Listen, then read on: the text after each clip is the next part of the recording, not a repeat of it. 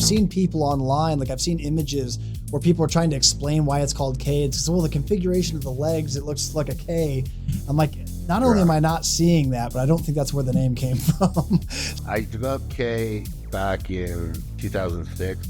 It was basically a highest stand form of guard, because highest stand guys it was a leg lock based gym.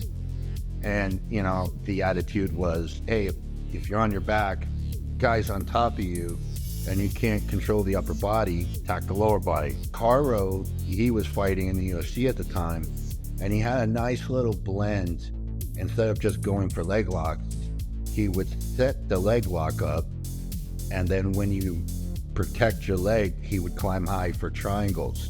And I thought, man, that's kind of cool. And, you know, Caro had he was my friend, but he was also coaching me a lot in the beginning. And I started spending a lot of time on it, and I started adding more and more techniques, and then an organization. And then I was like, well, I called it K-Guard because of Caro was such an influence.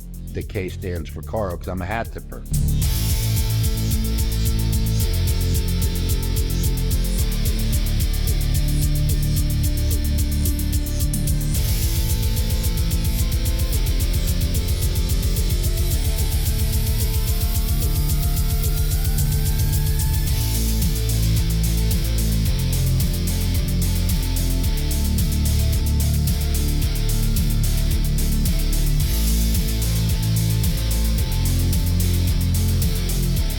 Welcome back to the BJJ Fanatics podcast. I'm your host, Ryan Ford. My guest today is one of the top grappling coaches in the world. He's a truly complete grappler and specializes in catch wrestling, Brazilian jiu-jitsu, judo, and sambo. He's also a black belt in the highest stand grappling system.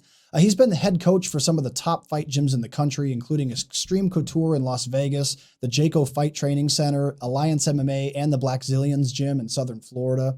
He's worked with several combat athletes, including Randy Couture, Vitor Belfort, Dominic Cruz, Chael Sonnen, just to name a few. He's also a veteran of the U.S. Navy and is a former U.S. Air Marshal. He's also the author of the book Mastering Triangle Chokes, which is one of the top-selling books in grappling. He's also got over 20 different instructionals with us here at BJJ Fanatics. He's also teaching at Octagon MMA in Dallas, Texas. Ladies and gentlemen, it's my pleasure to be joined today for the 5th time on the show by Coach Neil Melanson. How are you today, Neil? Hey, Ryan.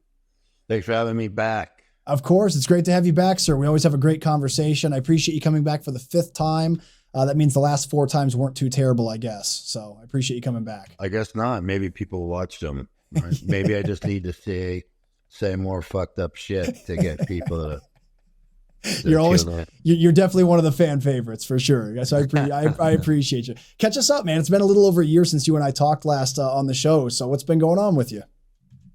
Oh, man, a lot of ups and downs, strikes and gutters, just the way it goes.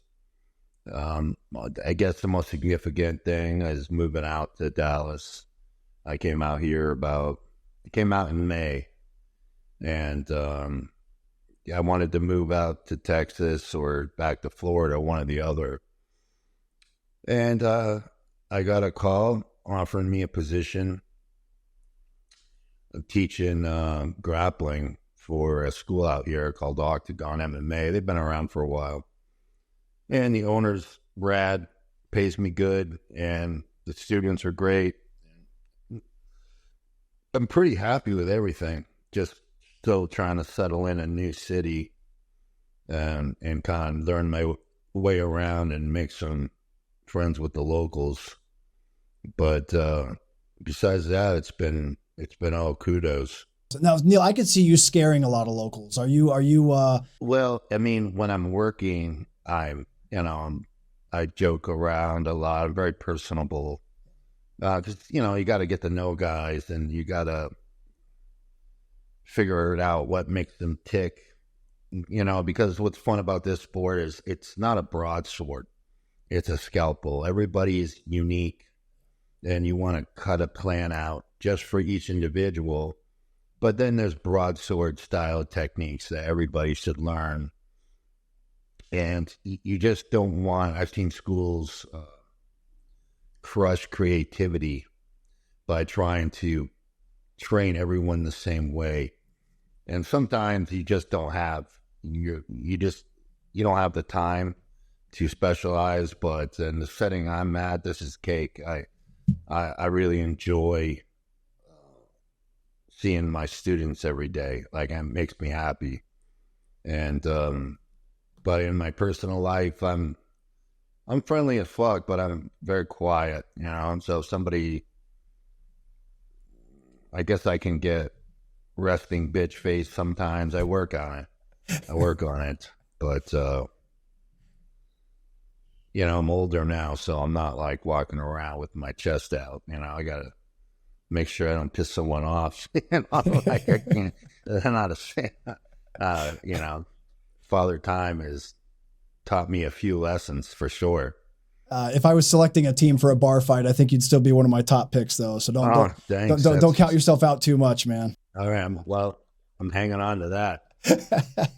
You let me know when I get off the list, and I'll start worrying. I'm really happy to see you back to teaching. I know that's where your passion truly lies. I know your career has kind of pulled you in many different directions between coaching elite athletes. And now it sounds like you're kind of back to teaching more day-to-day practitioners, which I think is an awesome place for you. Yeah, I wanted that. Yeah. I love working with fighters, you know. I just love the stakes of the game. And MMA, you have to know so many different tactical and strategic, and you're working with other coaches. It's really exciting. But there was a time when I was at Extreme Couture years ago, over a decade ago now I think about it. I had regular students in a grappling team, and I had a great relationship with those guys, and it was a lot of fun. And the one thing, like, you know, I'm a specialist, you know, I'm overall coach, but I'm a specialist like most coaches. And when you train with fighters, you're not teaching them everything you know. You know, you're trying to keep them, you know, the ship has to be pretty tight. You know, when you're dealing with hobbyists, you can teach them anything. You know, so it's like when I trained Chandler for almost his whole career, never once did I think it was important for Chandler to learn how to do a half guard sweep or leg lock combinations. He needed to know how to get out of it and needed how to scramble up and not get caught. But sometimes, you've seen this with fighters in the past, happened to Matt Hughes, happened to a lot of guys, where they have this great formula for victory, but they become more skilled and more versed. And next thing you know, they're rolling and they're submitting guys off their back. They're getting pretty comfortable. And then during a fight, there's an odd scramble that can happen where normally the wrestler would have popped up and took the safe bet, slammed them down and won the round. But he's starting to feel a little confident, and he pulls the bottom game. And he tries making it work, and then boom, that one shot lands too heavy, and he made a decision that affected the outcome of the fight. So when you train fighters, it's sometimes what you don't teach them that makes them great, if like that makes any sense. Where with hobbyists, I can teach all my cool guard stuff, leg locks, all the fun stuff, and never mind all the wrestling. And so you kind of have there's not a lot of punishment, you know. You're not going to get anyone hurt. And that's because that's the worst. When you have a fighter that you're preparing and you insist on a certain approach and they believe you and they trust you, and you get them hurt or you get them or they lose, that's something you never want to live with if you're a good coach. So that kind of shit used to haunt me.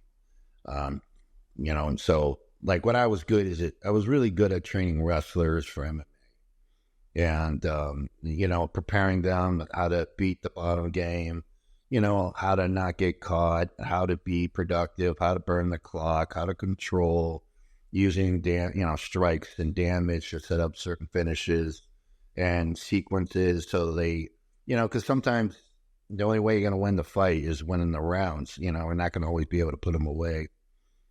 So kind of got a niche and then get a reputation for training wrestlers. Well, wrestlers are a pretty damn good pedigree. But, you know, I'd also get jiu-jitsu masters, and they don't need jiu-jitsu from me. They just need maybe some of the stalling, maybe some of the strike setups and combinations, so they don't have to be so linear on their submission attacks. Because, you know, a lot of problems with grapplers is they focus on grappling and they don't do enough damage, and, you know, guys aren't getting hurt. They're more calm. So that damage and creates that panic, which sets up your finish. So it's really small, minute details, but you have to be careful. And when you're with hobbyists, it's great. I could make guys want to be guard masters. I'll do my best to teach them that. And same with legs or whatever. But then we have guys that are good grapplers already, but they can't wrestle to save a fucking life. And boom, now I get to, you know, I need to clean up their wrestling and get their confidence up with takedowns, because that's a big issue with a lot of grapplers. They're comfortable once they're laying on the ground, but that first initial tie-up in wrestling, it scares the shit out of them. They just have no confidence, and you don't want to walk around like that for too long. You want to be a complete grappler as much as you want to be a specialist, you know? And that's just kind of how I look at it. So right now, it's kind of like, it's all fun time. You know, I'm just fixing problems, getting guys working together, building up foundational finishes, and then individual talents. And it's a good time. And I'm always, I have a very big customer service based coaching approach to training hobbyists, because they pay their money, you know, and certain gyms aren't cheap. Octagon isn't the cheapest gym out there, but you get what you pay for it, you know. And so my thing is, I don't do any traditional stuff. I don't bow, you know. If you show up late, I don't care, you know. If you want to leave early, I don't care. If you want to come in just to roll, I mean, it's an individual sport, you know. I'm not their dad. So, yeah, it's like, no matter when they come in or leave, they're always seeing a smiling face. And as long as they're safe and they have good attitudes, and we have a great environment, like everybody's smiling, it's a fun environment. And there's other coaches there, and remarkably, we all get along really good. So there's never that clique in a gym where maybe two coaches, they get along, but there's a riff, you know. It's not like that at all. We all kind of pal around like friends and joking with each other. So, yeah, it's very, even though I'm a black belt in BJJ under Ricky Lindell and, you know, in gi, we have a guy that just teaches gi, Diogo, and he's world medalist, great guy, very talented. He does the gi, I do the no gi, and Ryan Benoit, who fought for a UFC title at one time, he runs the Muay Thai. So it's pretty notable guys, and the owner's, he's an awesome guy. He's a hoot. He's been like doing jiu-jitsu forever. He's in his 70s, and he still likes to come in. You know, it's he's a character. He's a character. So it has that. The gym is impeccably clean. You know, I'm sure you experience this in Brazil or wherever, but I've trained out of some disgusting gyms. I mean, I was at a gym one time. The showers were so disgusting that we had giant mushrooms growing out of the showers. Oh, hell. And not the good kind. I mean, just mushrooms, black mold. Oh, just hell no. Hell no. No matter what time of day you walked in there, it smelled like balls and ass, you know, and sweat and blood and leather. It was just, you know, fight gyms. You know, you walk into this place, I mean, the showers are immaculate. You know, there's towels. You don't need to bring in a towel. You can, you know, we got a we got a lot of professionals. They come in, they train, then they go to work. There's 6 a.m. classes and there's 6 p.m. classes. Yeah. And there's afternoon classes. So it's kind of, it's a real good deal for the people that are training there. That's awesome. It sounds like a great place, man. Yeah, I've definitely been in some funky gyms. Everywhere that I've ever personally trained has been real clean, because I wouldn't train in a place that has like mushrooms growing on the wall. By the way, how did you know those? How did you know those were not the fun kind of mushrooms? It's a good question, but I didn't experiment. Oh, okay, I was going to say that's what I was trying to lead you to. Yeah, I never saw mushrooms. I'm not talking like spuds. I'm like, these kind of mushrooms could get a girl pregnant. You know what I'm saying? They're big fucking mushroom and mold. There's no way in hell anyone should put that in their mouth. It's all bad. But that was a fight gym, and they didn't have a lot of money, and guy was a busy guy, and it's just the way it was. Yeah. What's the old saying? What kind of gym do you want? Do you want a fight gym, or do you want a gym that makes money?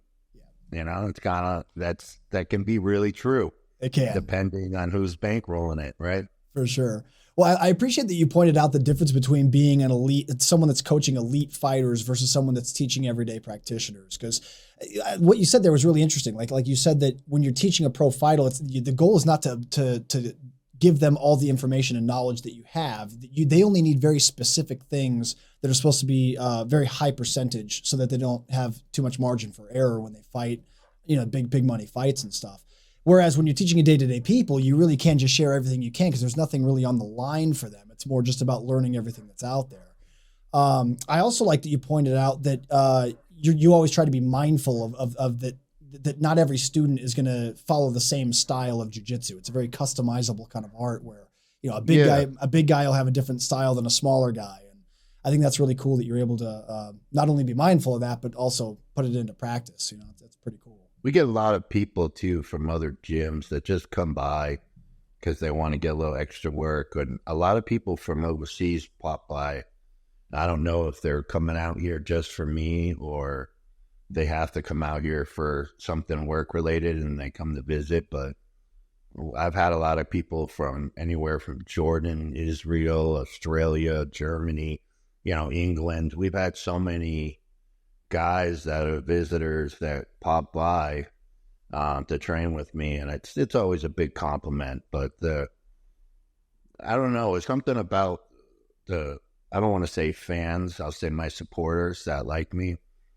They're all the same types. They're all like filthy kind of guys with good sense of humor that like to train hard but are good people. We don't get too many of those. I mean, being in fight gyms, I've heard we've had people walk in and, say they're like 500-0 in street fights, and you get lunatics, man. We don't have that problem here, so that's kind of nice. I don't need to be an enforcer. You used to always have to be an enforcer to protect your students, because there's always that one guy that comes in. He's just there to hurt people, you know what I'm saying? And you got to smell those guys and put them down real fast to protect your students. There's no even hint of that. I don't have those problems. Whereas in the past, I've always had those problems. Like, really, this guy? It's like, man, someone's going to have to fuck him up, and it's probably going to be me. And I don't want to, because he's an idiot, but you got to do what you got to do. Martial arts attracts all different kinds of people, and some of them some of them are really out there. What's been your most like crazy student or crazy person that's come in that you've had to deal with over the years? There was a guy that some guy thought he wanted to train Randy by having him punch the metal end of a sledgehammer. What? He has this whole theory. It's like, no, I'm gonna fix his striking. He needs to break his knuckles and mold them. And like some of these lunatics, or you get guys in there and they call out, it's kind of similar to you hear about Strickland, because Extreme Couture they'd always have those, occasional wanderers that go in there and maybe they're big shit at their gym in the middle of wherever, and they come in and they try to throw their weight around, and it's like, finally someone's got to be like, dude, he's not leaving, Yeah. And then you get the Stricklands that will be like, I'll take care of this, and beat the shit out of the guy so he never comes back. I mean, you get some lunatics. It's not so bad with fight teams because everybody knows what they're getting. But when you have hobbyists, you got a mix of all different folks coming in, and that leaves gaps for these lunatics to slide in that are, they watch too many movies. Yeah. Yeah, there's some interesting ones I've run into over the years as well. But yeah, punching sledgehammers, that's definitely a new Oh, new yeah. one. Yeah, I've never heard of that before.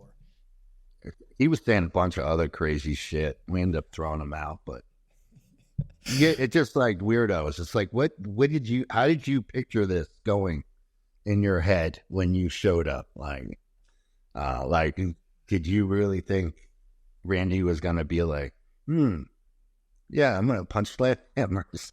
Like, oh, that's what I've been missing. Yeah, exactly. Breaking my hands over and over again. Oh man. Well, let me ask you this. So obviously when you're, like I said, when you're working with a large group of hobbyists and day-to-day practitioners that aren't competitively focused, like on a professional level, obviously with the growth of grappling and the growth of the popularity of the sport, more and more people are coming to train and practice and learn. What seems to be the most common themes that people seem to want to learn from you? Is there any particular position or aspect of the game that seems really popular even among the day-to-day people? I mean, a lot of guys are into the leg locks now. That's pretty normal. Leg locks are extremely popular now. It wasn't like back in the day where I'd get kicked out of gyms for doing straight ankles. Yeah, that was a different time period. But the frustrating thing is people want to learn the technical stuff. Like my best material, I don't get to teach all that much because you have to have the coordination, leg and foot control, and hip motion to properly pull it off. So when people want to learn like the kneel knot or a lot of these cool stuff, it's not that I'm not showing them, they are learning that. It's just that I have to train them to do all the precursors and get offline and use their legs right and understand more conceptual ideas versus specific techniques.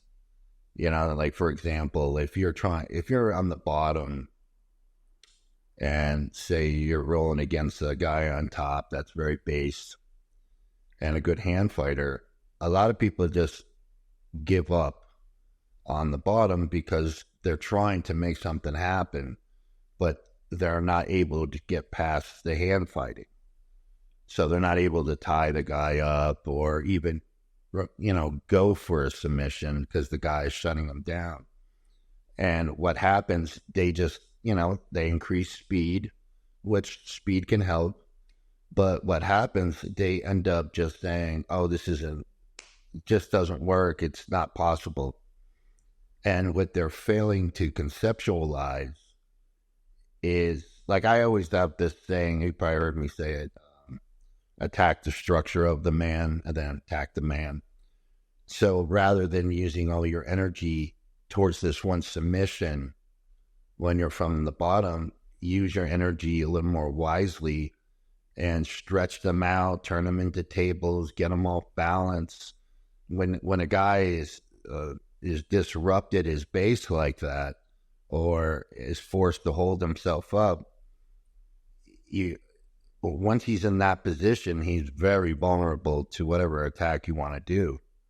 So rather than just going straight for the submission, sometimes you need to stretch him out. You got to balance him. And now he's no longer in a good position to fight intelligently. And that is when you want to focus on going for your attack. And it's just organizing your energy. So I preach that, but it sometimes it takes a bit for it to fully click with people. Most hobbyists, I get it. They want to find something they can get good at that's going to be there for them no matter what. And it just doesn't exist. So you just gotta, if you learn, hey, I'm just going to stretch them out. I'm going to shift my hips. I'm going to do all that. Well, the reality is you have to drill to get good at that. And the drilling that you need to do is stuff that doesn't require class time. You can do it on your own. Whether it be, shrimping in one place or just mat coordination and even how you move your feet, how to knee slide, like little things that if I did 20 minutes of class time on it, people would be bored out of their fucking mind and be like, this is what I'm paying this guy for? But yet, if you focus on that annoying stuff, your game's going to explode. And I'm a big advocate of, like, if I go to a gym and it's time to warm up, I can always show up early and warm up by myself, doing the shrimp drills and coordination drills. But I got a fucking body in front of me that I can warm up with. That's a better use of my time at that moment, So I always tell people, if this is the coordination work you need to do, but it's an individual sport, you got to get in there, show up early, because when class starts, you take advantage of having a training partner. You got a training partner now to drill with, another body, and practice with that. Because when you're not in class, unless you can get somebody to work out with you, you don't have that body. You can't get that kind of work in. So, for most students, they need to do, what I call homework. And homework can be researching guys and different techniques and studying matches. But homework could be simply, add in some coordination work, coming in early, staying a little late, getting a little mat for their house to work on. Or it could be at, maybe even a fitness center where you have kind of some space where you can move. And if that is a better use of their time, so they can do all that kind of homework. Then when they come into the gym, now they have a body to work out with. Now they have this, that's the advantage of having a class. So maximize that advantage, And getting to your question is, if you want to learn all the cool technical stuff, well, it requires a lot of times more technical movement. So do practice the movement, and you'll pick up the techniques twice as fast, at least. And that's where that individual is, because you're going to find out who really wants to get good based on, do they do their homework? Because some guys, they just like it. They want to learn a little something, have fun, and go up the ranks whenever they get there. And that's cool. I mean, that's what I'm here for. But there's always those guys that love it a little more than the other guy. And they feel like this is something they need to do, or they love it so much to want to pay the man, so to speak. Then those guys, those are the ones that really show you what they're made of by doing that little extra work when no one else is around. You know what I mean? It's like studying for a test. You can, if you want to ace the test, you should study. Or you can just show up and wing it. see how it goes. But it's really up to the individual, you know. So, you know, my approach is, like I said, a customer service base. We have fun. I'm always messing with everybody, but I also teach, I believe, to be high quality information, great details, and I give a ton of roll time. That's always been my thing.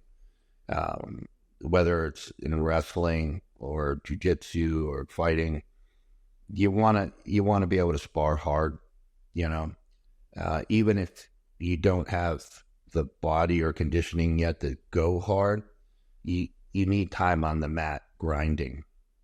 So like, I basically do, every time I teach, I give about an hour open mat, minimum. It's usually like an hour and a half.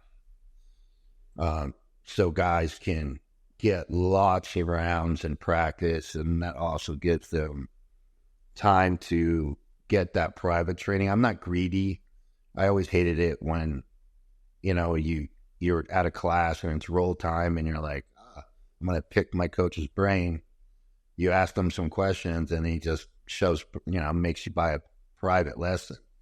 And I get it, it's business, but I'm not that way. Like, I'm not greedy. If I got to stay a little late to work with you, I will. If you want me to come in a little early and work with you, I will, you know, because the students represent me, you know, so I'm invested, if they're invested, so to speak.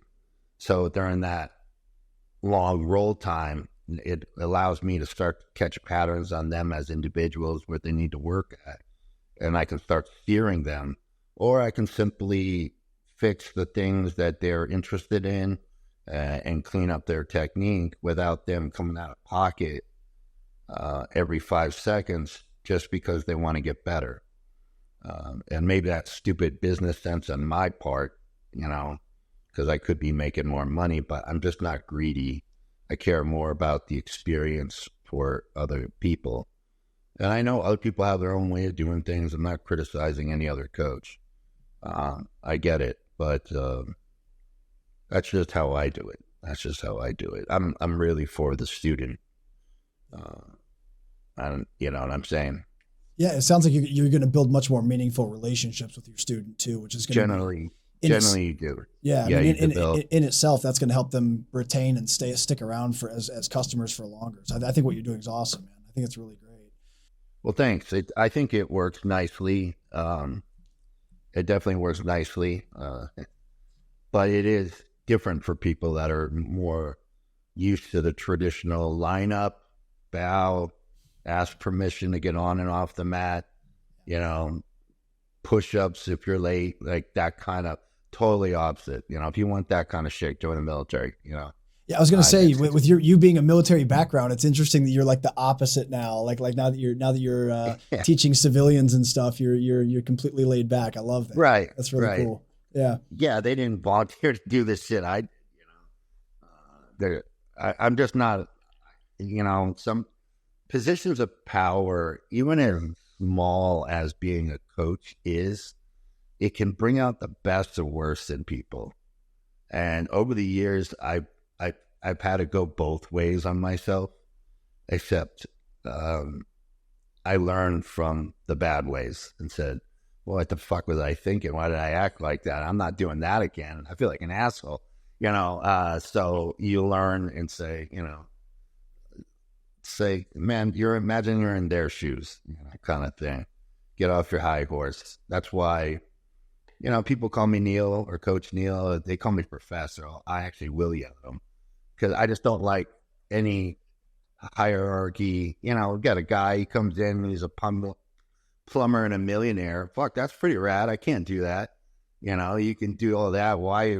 Just because you want to learn some submissions and some grappling, all of a sudden you got to talk to me like I'm your dad. You know, it's belittling and unnecessary. But I know some martial artists are traditional, and believe it or not, I think that's cool too, because a lot of people want to have that traditional experience. They want to have the bowing and all of that and organization. They love that. but it's just, to me, it doesn't help in any way push us towards the final objective of mastery. It's more or less just a mechanism, that how the class functions. But if you got a coach, maybe that's the way he was brought up, that's how he knows to teach. And I just didn't come up the normal ways, never liked it. We have a lot of professionals that are going in there, a lot of doctors, all different types of people. And you got to meet them all on one level. That's my attitude. So I meet them, as far as I'm concerned, I'm just one of their idiot friends that kind of helps them out and gives them honest. Like, if something looks like shit, I'm just fine telling you it looked like shit. I like honesty, but I don't do it in a cruel way. If anything, I say something more vulgar. I say it with a smirk to get you to laugh, break the ice, But my goal is to help them achieve whatever level they want to achieve. And it's rewarding as fuck. I'm a natural teacher. Like, I enjoy the process, not the position. You know what I mean? Personally, I would prefer more the style that you offer, where it's just more laid back. But I know that some people out there, they are seeking like structure in a more traditional environment, and it's cool that all those different flavors exist. You can find what you're looking for out there. In most business settings, if I was sitting down and a guy came up to say goodbye to me that I had just met, and he reached out his hand, I would stand up, shake his hand, show common respect. And that's how I like to be treated. Just meet me on my, let's meet on the same level. But there's others that they don't stand up. They don't,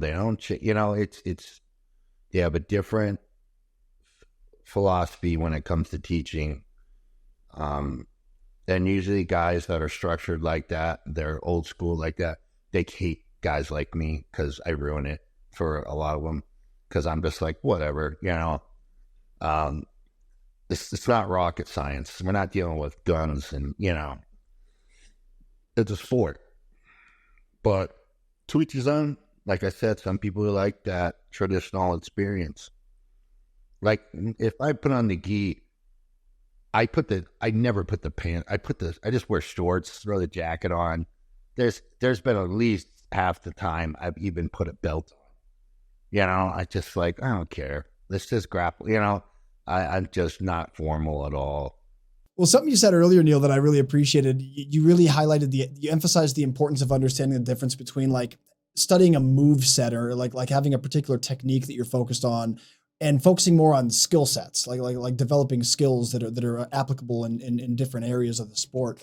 What do you think are some of the most important skills a grappler can have? Like, if you remove the idea of like move sets, what are some important skills that you think that anyone that's starting in grappling should really learn early? There's always the certain people that were more timid than others. There's others that are balls to the wall. They're just natural competitors. And they both experience stress. It's just they handle it a little different.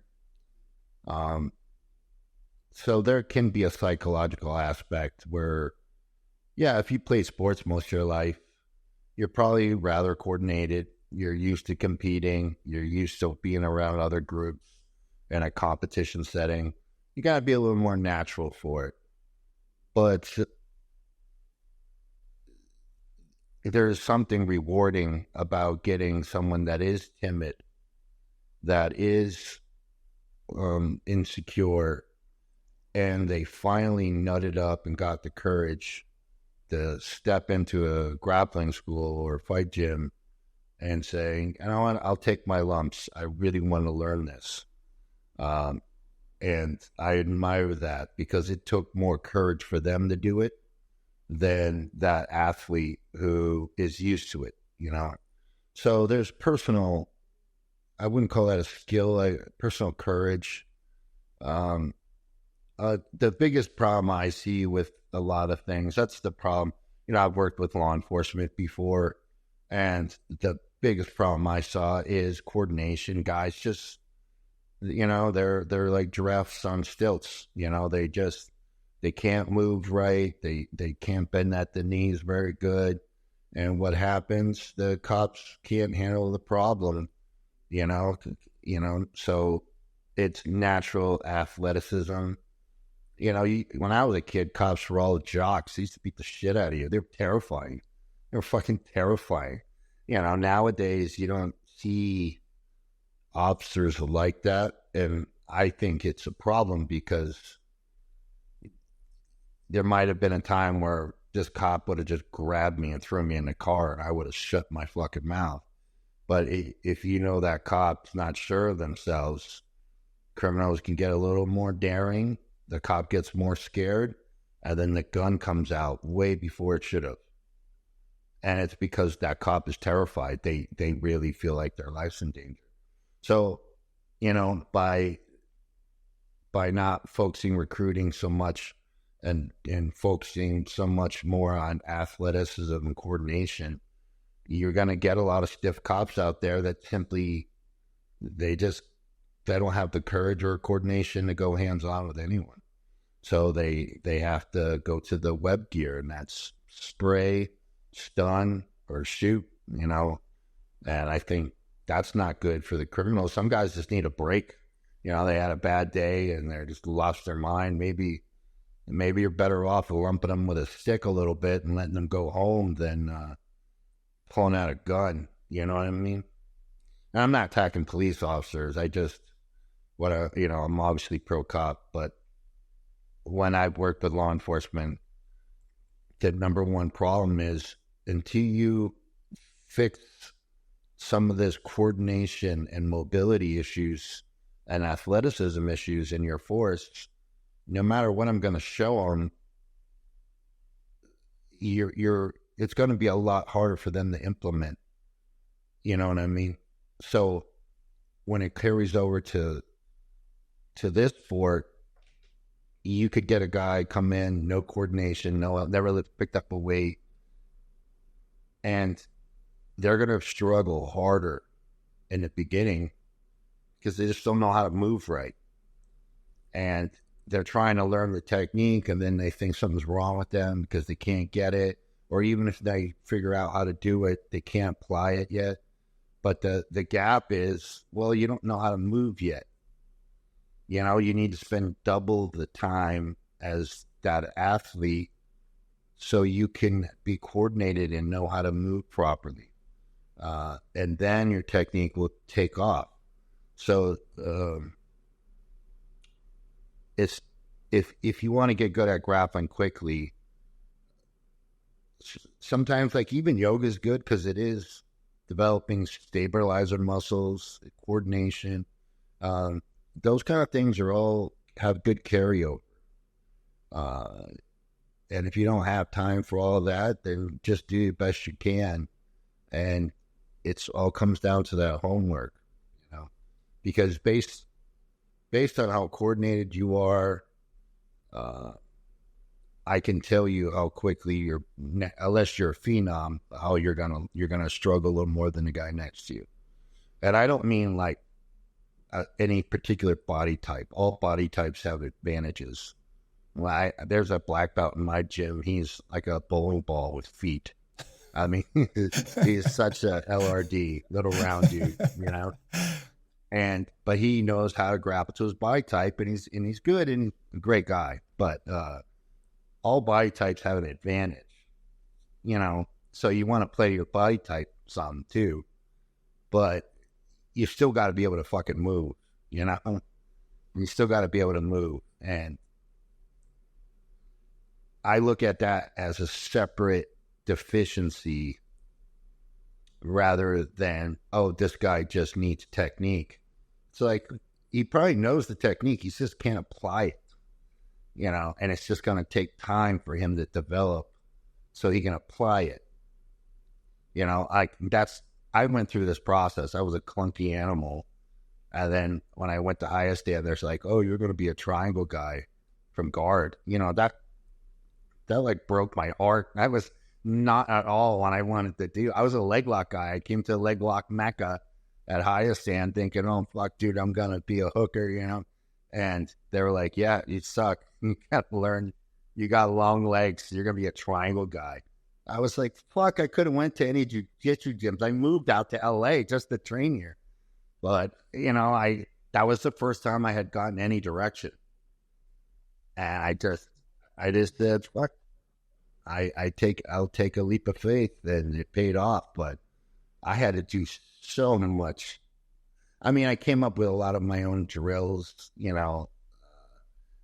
I used to juggle, play pass with a medicine ball between my hands and my feet, and do a ton of lower ab work and hip flexors and a lot of movement and how to minimize friction by constantly being crunched. You know, a lot of guys in guard, they relax that abdominal wall, and then they always have to constantly crunch. And meanwhile, guys are getting under you. You're not able to get them over you, and you're creating too much friction, so you're moving terrible. So once I figured out that that's what I needed to work on, I didn't have to learn anything new. My game was completely fucking different. My game just took off, and it wasn't, I mean, I was learning good techniques, but it wasn't any technical insight that got me better. It was the fucking time I spent by myself on a mat, just moving, that, oh shit, now I can move again. I was a heavyweight power lifter. I didn't fucking move at all, you know? And later on, people always used to say, man, he moves fast for a big guy, especially off my back. And I was like, yeah, well, it didn't happen overnight, you know? I fucking sucked. I had to drill, and I had, you know, it worked, it paid off. So the way I looked at it is, I figured out my own deficiency years ago when it came to that. And I can see the deficiency in others. And I know that once they correct that, the rest of their development and technique, it's going to come rather easily. You know, it's just, you know, I played sports when I was little. And then my dad found out, and he put me to work. So, like, you know, one day I'm in football, and next day I'm pumping gas. You know, my dad didn't believe in sports. He believed in, you know, working. And so all that coordination just kind of stopped. And, you know, I lift weights, but weights can make you strong. It doesn't make you more coordinated. You know, it's not like I became a better hurdler, you know, bench pressing, you know.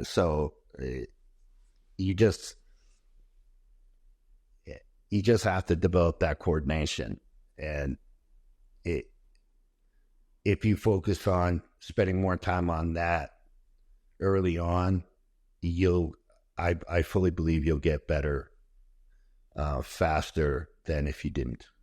That's tremendous advice, man. Yeah, I wholeheartedly agree. I mean, it's an activity and a sport where you're using the full body. I mean, your entire anatomy is involved, and if you don't have good coordination and biomechanics in place, it's going to make the road rougher for sure until they sharpen. So, yeah, that's a good point. Let me ask you this: when it comes to like working with people who are either elite competitors or just, you know, regular people that would like to compete, what do you think is the most important trait a competitor can have? Like we hear people talk about like great grapplers having high levels of intelligence or being really resilient. In your opinion, what's the most important trait a competitor could have?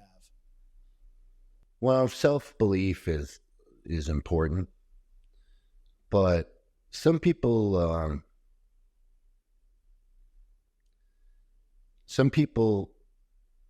they're too hard on themselves in a way where maybe they're rolling and they're getting kind of mauled, and instead of saying, oh yeah, that didn't work out, or say they rolled and they did a round and they got their ass kicked. Yeah, if you got your ass kicked, you're probably not going to feel too confident going into the next round, the next guy. And I always recommend people just to brush it off, because if you don't, you're going to have a bad roll all day. So it's kind of like plays in football, As soon as the play is over, it's over. You don't want to do the next play with your mind on the last play. So sometimes it's a mental thing where you're just like, yeah, you can laugh it off and then get back out there and hit a reset. But some people, it weighs on them, and it turns into hard self-reflection when they need to be having fun. They need to be just chalk it up.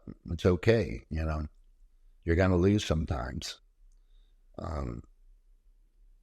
Most competitors, it does come from self-belief, but a lot of people, I don't think they understand where self-belief comes from.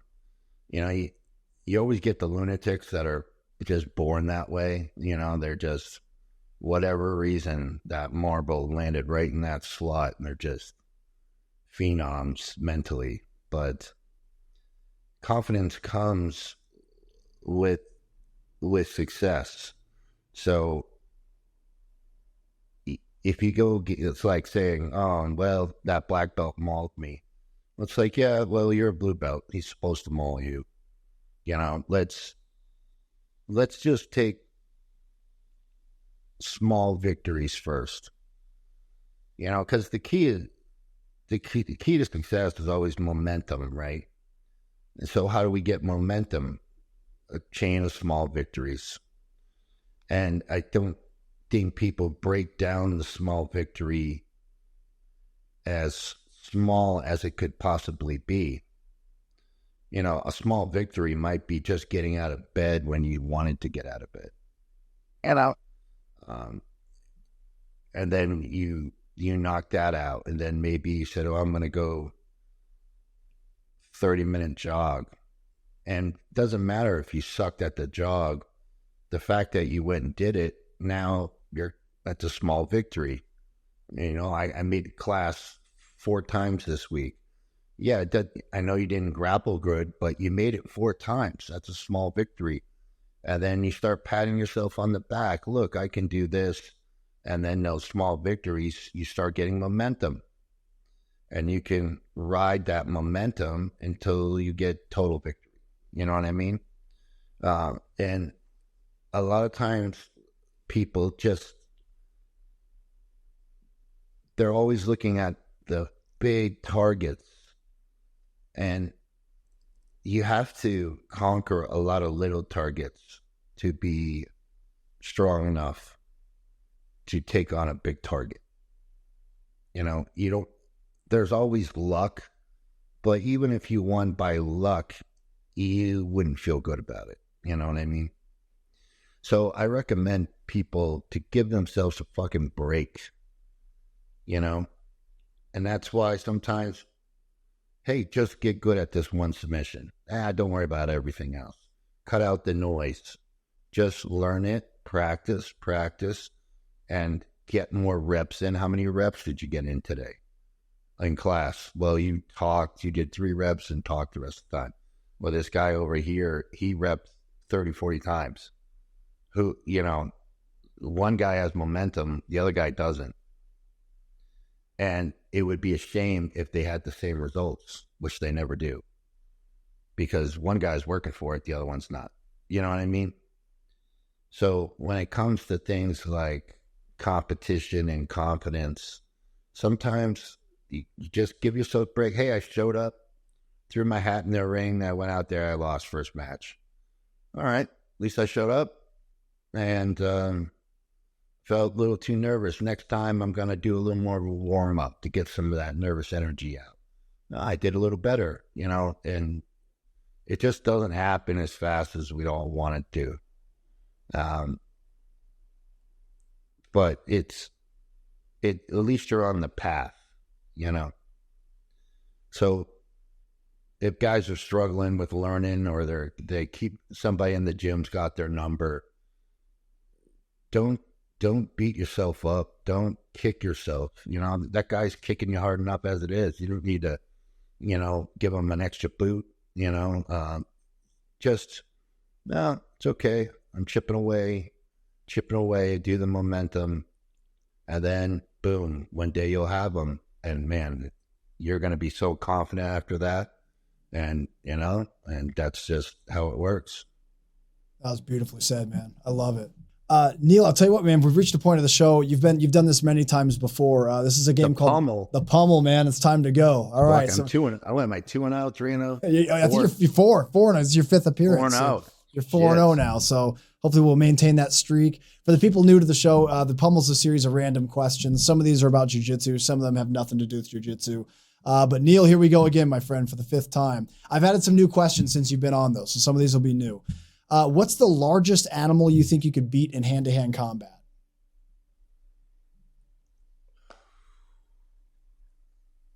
Beat, huh? I don't know. I don't think I could even beat up a horse. You know? That'd be hard. Fucking horses are powerful. Yeah. You know, it was one time I was in the military and I was in Vieques Island. And Vieques has wild horses. And if you don't experience wild horses, it's pretty scary sometimes. Because you actually hear the rumbling. You're like, what the fuck is going on? And you just see, you know, 10 horses just hauling ass. And it's not like they're going to go around you. Yeah, right. And they'll just come out of nowhere. So I think I was a watch commander or something, and I get a call on the radio, whatever my call sign was, Alpha 1, can you come out to Bravo Gate? Sure. I'm like, what's up? He's like, these horses are fighting and it's getting a little weird. I was like, these horses, 2 horses, males, they fought for 45 fucking minutes. And dude, it was some of the most violent shit. I mean, they were kicking each other. It sounded like shotguns going off, fighting each other. And then they would take breaks and lean on each other, bleeding. You know, I'm probably fighting over a female because that's universal, right? But it was crazy. And I had never seen horses fight before. And I was like, God damn, these things are scary. They're violent. That's a whole lot of muscle thrown around. But maybe I could choke out a horse. I don't know. If I could, it's probably because I didn't know what the fuck I was doing. Yeah, you just come up, give it like a Pretty carrot. sure a horse could launch me. So definitely not a horse. You just walk up and gently pet it and hand it a carrot and then just snap down into a guillotine. Right. Yeah, that'd be a good strategy for horse fighting. Maybe a small boar. I don't know. Small boar. Okay. By hand though, or with a knife? No. This is unarmed. Yeah.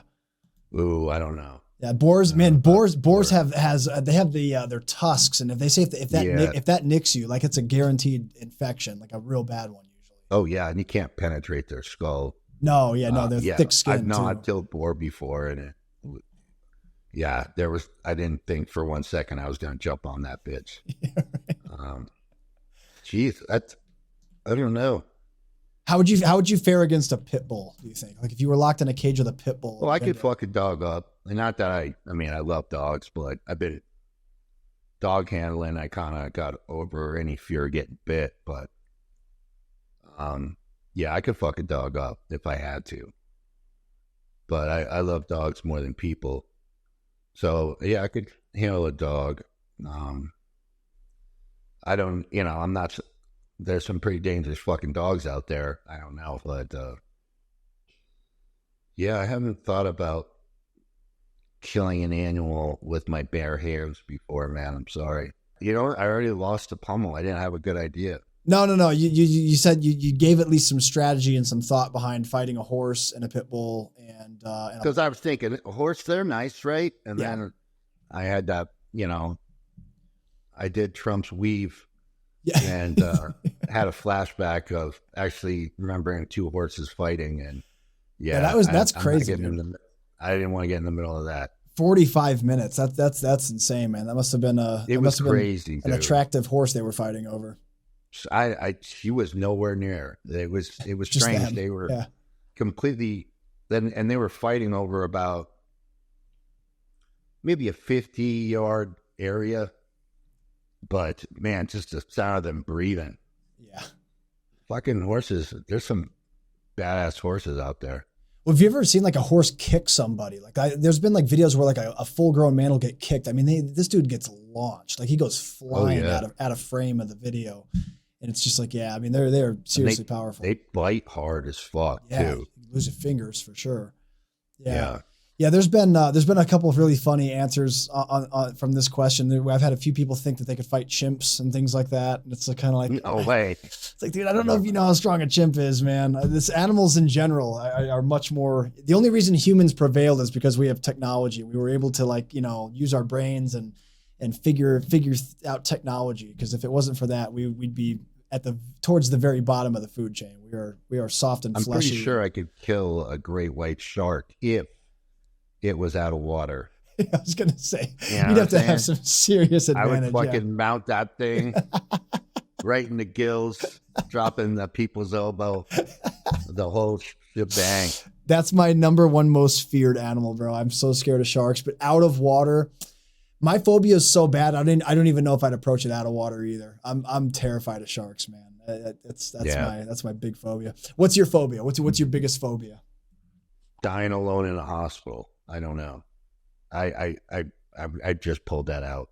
I don't really have too much for phobias. I don't know. I've met someone with a true phobia before, and I never fully understand phobias until I witness someone go through it. She was terrified of snakes, and I've heard that, like, oh, I'm scared of snakes. I thought I was gonna have to take her to the hospital, like panic, like frozen, like locked up, completely. So that's a phobia. I can't imagine. Be a Bill Gates test monkey. That would be pretty terrifying. That'd be pretty shitty. If you found a genie lamp and you could get 3 wishes, normal genie rules apply, so no killing people and no wishing for more wishes, what 3 wishes would you make? Did you ever see Boondock Saints? Yeah, one of my favorite movies. Yeah, I actually interviewed Sean Patrick Flannery. He's been on the show. Oh, dude, he's awesome, man. Yeah. He did a movie, and I wrote him because I thought he did such a good job. And turned out he knew all about me, and he was like a fan. He's awesome. Man, what a trip. Legit black belt. Yeah. My buddy Panda Man trained with him a bunch in Hollywood back in the day. But so if I rubbed the lamp, what would I ask for? Yeah. Dude. Jeez. Well, giant dick has got to be on one of those lists. Just for bragging. You have to, yeah. You almost have to. Yeah. It's just, yeah, it's mandatory. Yeah. Yeah, exactly. Yeah. No. To be serious, I would want to be healthy, because that's my struggle. My health has been, the last couple of years, it's been fucking brutal. So I would definitely wish for that. Financial stability. That would be a nice one. Then something outlandish. I don't know. Maybe have my own pedophile island without the pedophile. So why not just a tropical island, Neil? Why not just have your own tropical island? A tropical island, but I would want like a big house there, and I don't want to be just like in a hut. Okay. Okay. So Epstein Island without the Epstein stuff. Yeah, I got you. You need money to get back and forth with supplies. Yeah. And you need, some way to fly whores in, No, I don't know. When it comes to the wishes, I kind of just, I think if I had to be completely candid, besides health and financial security, the biggest chunk of my life, at least over the last 20 some odd years, was dedication to the sport, and, you know, personal mastery, but also I really wanted to help people learn faster. You know, I wanted to just say, hey, you guys don't have to like my material, but here it is. And study it, do whatever you want with it. If you like it, use it. If not, throw it away. But I want to contribute to the grid of the sport, you know? And that's a tall ask, because there's so many swinging dicks. And the guy that was amazing 20 years ago is not even mentioned today. Like, I understand how the sport goes. I mean, you can get hot for a little while and then you're fucking old news. And I get that, but I always wanted to, I just felt like I had a little different way of looking at things. Not saying I've never met someone like me before, because there's technicians that I just marvel at. You know, they're brilliant guys and or brilliant competitors. But I felt like there could have been a better way for people to learn and fully explore the sport. Fully explore it. Not do it according to one strategy or idea, but to fully explore it. And the sport is too big for one person to do it all. But if I could just contribute something to the sport that lasts, even if I'm not known as the guy that contributed, you know, just to know that all these years of you know, living poor, like I've had to, fighting through all the health issues, the highs and lows I've gone through, but yet I got the experience of a lifetime, because I got to work with so many different coaches, so many different athletes, different perspectives of the sport, that I was able to catch patterns and say, oh, I like this guy. My difference is I don't take credit for them. I hat tip everyone. And because my thing was the further development of the sport. So like I really specialized in the guard, which, you know, in no-gi grappling, the guard isn't the most popular thing anymore. Most people are half guard or whatever. But the guard in its function and how to beat it and how to utilize it was something I spent an insane amount of time on in my life. And I feel as though that I've worked a lot of things out, like how to identify your opponent's top position, the angle of their body, because how they play you should dictate what system is the highest percentage rate based on how he's playing you. If he's posture all the way out, leg locks is a good choice. If he's down, go for this. If he's playing in and out, tie-ups, you know, there's a lot of that. So my dream would be that I contributed something to the game that lasts past me and can help others take whatever I've contributed and what others have done as well, and make this sport complete one day. Because right now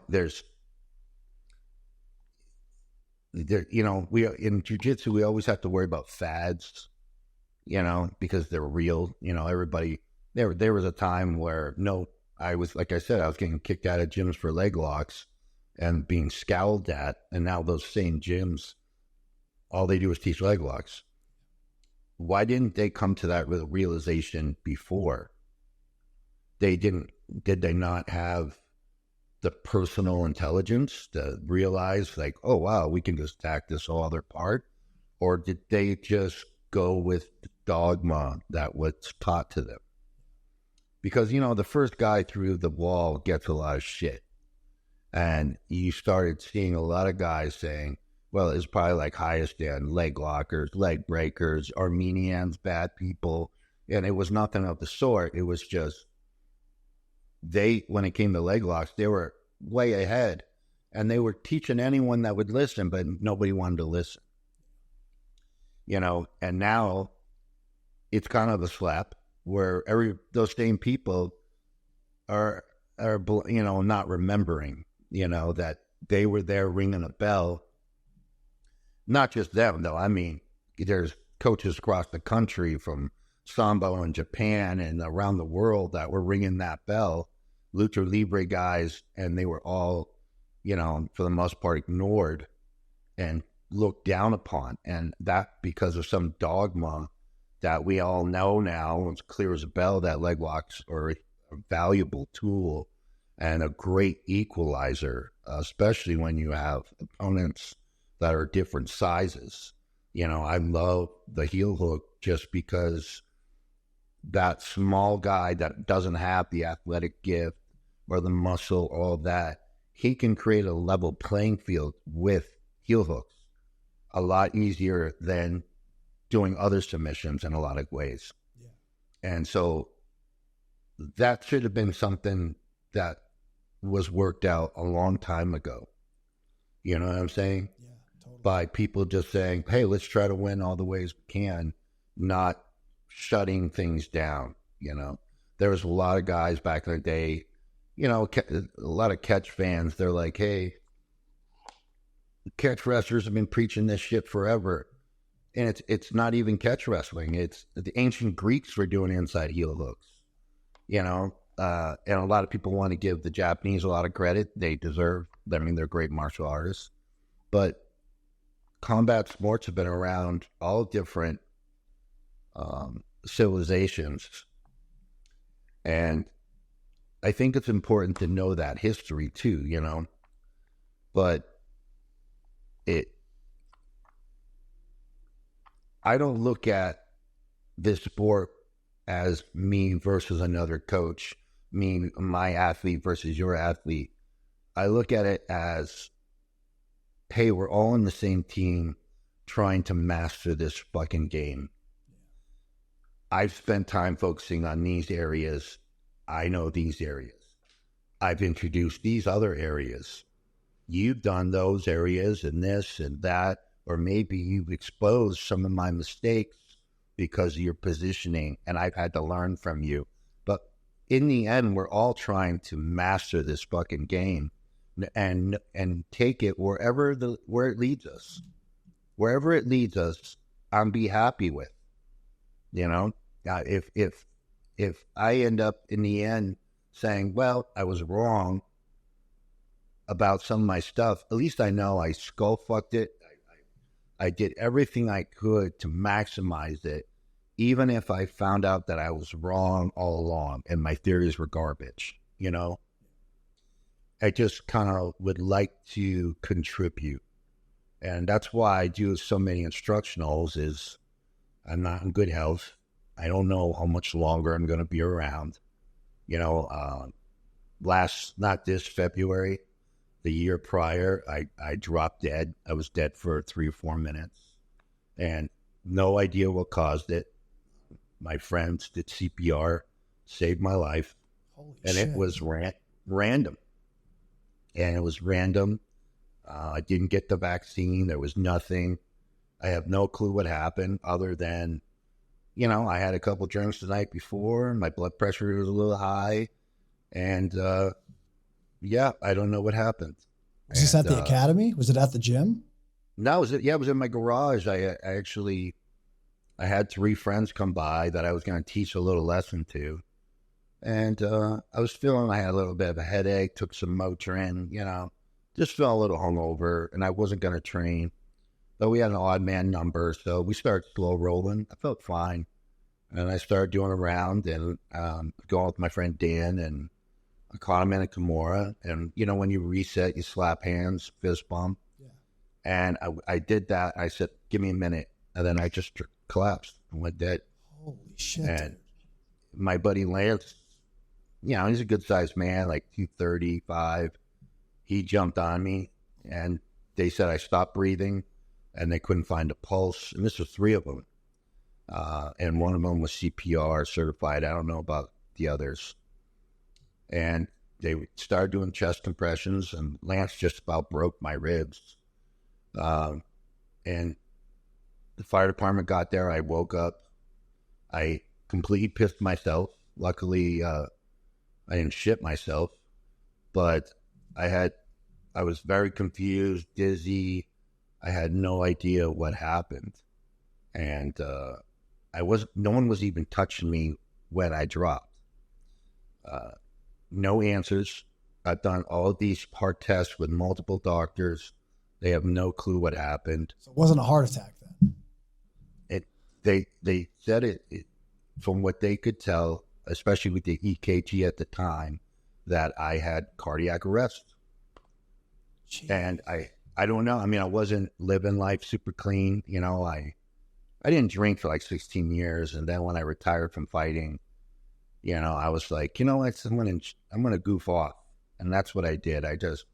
For a couple of years, I just went and drank. No illegal drugs. I'm not that kind of guy. But just drinking, have a good time. Nothing too intense. But, for a guy that's got Behçet's and maybe on certain medications for that the combination wasn't good. And, sometimes that marble, like Stephan Bonner had died a couple of months before I dropped, and we were the same age. And, so one, learn your CPR, just the chest compressions, because you might not realize it, that you got to save someone's life. So, but it puts things in perspective, like, oh shit, what if they didn't do anything? Yeah. What if they waited and didn't get on the chest, would have like gone brain dead? Like, I don't, it was a very fucked up scenario. So it really puts you in perspective, like, man, I still have a lot I want to teach the community before this is a wrap, because I spent so much time. I have a different perspective. You can take it and do what you want with it, but I at least want to download it, get it out of my head, put it out there. And if you guys just say, yeah, Neil, this shit sucks, then fine. But it doesn't seem that's the case. And from communicating with my supporters, people that like my material, it seems like I'm really helping people. And I'm really helping them achieve their goals and telling my experiences. And it's not even about me. It's about, hey, I trained with this guy. He was awesome at this. And I figured out that it worked because of that. Take it and do what you want with it, There's a lot of coaches out there on Fanatics that as soon as I come with an instructional, they take pieces of it, add it to their material, and re-put it out there. And I love that. If I could help you make money, great. The only thing I ever ask is it'd be nice to get a hat tip, just because I would feel appreciated. That's all. But if you don't want to hat tip me, it's fine. It's fine. I'm not going to hate you, but I just want it's more about the information. I just want to get it all out there, just in case one day, they can't wake me up and I don't take this stuff with me. I can live with that, So this past year, I haven't done an instructional in over a year. And, because of health issues, I'm doing good now. I changed, I don't drink anymore. I cut out a lot of, it's not like I was a complete alcoholic. I just started drinking for a few years. I was in the Navy. I was getting soused almost every night, so yeah. It's not like say you were probably well prepared. Yeah. Yeah. But I cleaned up and eat good and do what I can. And I just have real pure intentions with it. And getting back to, if I had one wish, out of the three that I would really want, I think I care more about what I leave behind. Because whoever it helps, it would be worth it all, more than anything else. Yeah. So that would be the most to me, is if I can get all the material out there. Fanatics has created an opportunity for me to do that. And people can tune in or tune out or say whatever they want, but at least it's there for you if you want it, And that's probably the most important. If I can know that I'll have that in life, I think I would feel as though I succeeded in my dream. You know what I mean? Whether I was poor or sick or healthy, at least if I had done that, then I can say I did something that I wanted to do, That's awesome. Well, man, first of all, I'm very happy that you're okay, man. That's a really scary situation, and I'm happy that that you got through that. Secondly, man, I personally, you've had a huge impact on my game, and I know that I'm not alone. A lot of the listeners that tune in are always happy to see you on the show. I always get great feedback on your episodes, and I know for a fact that all the work you've put in your career has made a tremendous impact on a lot of people. So that third wish, I think you have accomplished tremendously, for sure. There's a lot of people. I appreciate you saying that, but if people are listening and I've had a positive impact on them, that's what I'm in it for, and I appreciate all the support, and it's I'm not full of myself. I get people that come to visit, and I found out the other day one of my favorite judokas, Neil Adams from England, is a fan of mine. And, that was the biggest trip in the world. It's like Neil Adams, he was like my favorite judo guy for the longest time. And he knows who I am, and he's a fan. I think that's a trip, because I don't put myself there, Yeah. I just want, it's not about me, it's about the information. Yeah. But when it comes back around and I hear about, people that have benefited, or maybe they just like the entertainment, like, yeah, it's got good material, just as good as the other guys. And except when I watch him, I enjoy it, and that makes me pay more attention. Dude, that's still a win for me. I love that. I absolutely love it.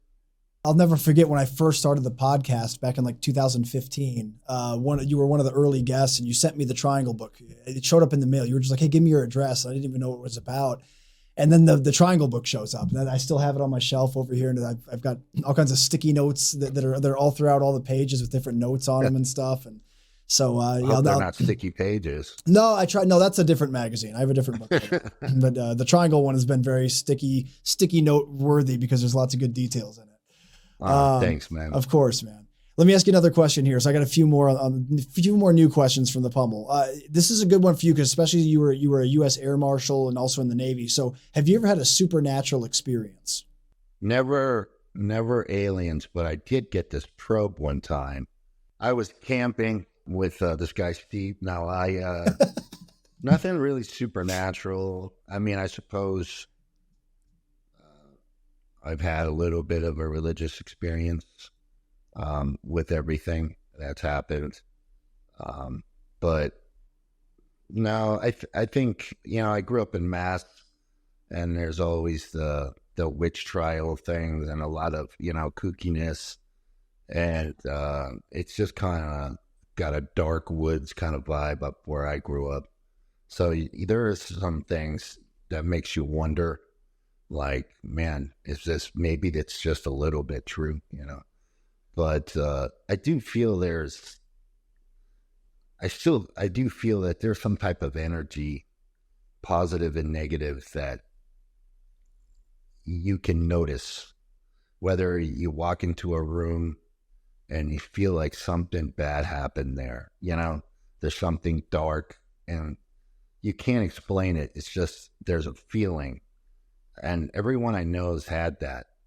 So does that make it real, or are we just, psyoping ourselves, especially like living overseas, a lot of different cultures have different things that they do and beliefs, and they all believe it for some reason, you know.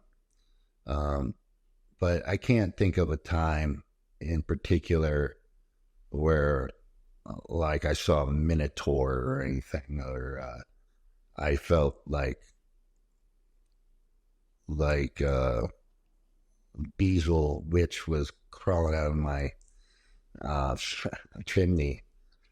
But no, I do think there's something, but I've never had a haunting experience. I could make one up if you want. Yeah. Elaborate on the probing thing. Let's make that into it. So yeah. Like I have a friend that swore he saw Sasquatch. Oh yeah. Okay. Where was he? Yeah. He said he was terrified. Where was it? Arizona mountains. He said, I saw a red ape, and he's like, it stunk, though it was breathing so fucking loud. He said, I was scared out of my fucking wits. He's not a liar, but he might have been confused. Who knows? But I've never had anything cool like that. Yeah. The Bigfoot thing's hard, man, because there's people who are otherwise very, normal people, and then like sane people that swear they see things. And they also, there's a lot of cases where, people have shown that a lot of times bears and things like that will walk around on two legs, like randomly.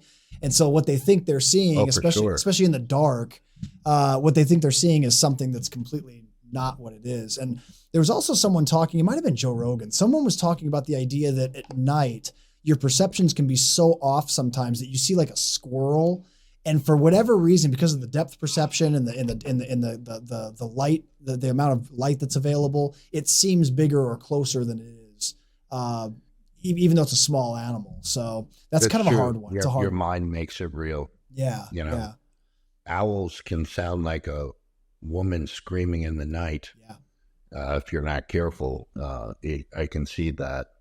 Definitely. But you ever heard of the Mothman? It does make life super interesting, like the Mothman. And, yeah. You know, you kind of want them to be true. You do, yeah. Just because it shows possibilities. Yeah. Like maybe we don't have this world figured out, and there's still some magic left. Yeah. As an adult, you know, whether it's scary or good doesn't matter. It's just it's interesting. It is. I would be stoked if they found out that Mothman or Bigfoot was real. Don't get me wrong. I think that would be really exciting. Yeah, it'd be super neat, right? Yeah, yeah. But again, the Mothman thing, that a lot of people swear that that's just an owl. And again, at nighttime depth perception kind of thing where it's in the screaming. For sure. Yeah. But who knows, man? There was a lot of Mothman appearances in Chicago. There were, dude. Yeah, there were. By the airport. Yeah. There were more there than anywhere else, I believe. But once again, you know, who knows? It could have been just some type of bird that is large and, like you said, perspective, the sound. Yeah. There's some birds out there that aren't you not normally see, and they're massive. Yeah. You know, I mean, shit. I saw a post someone made with this golden eagle, and it was the largest one in captivity. Dude, the thing was the size of a man. Yeah. Yeah, the wingspan's ridiculous. Yeah. It was fucking insane. Like, if I saw that, I wouldn't think that's a bird, like an eagle.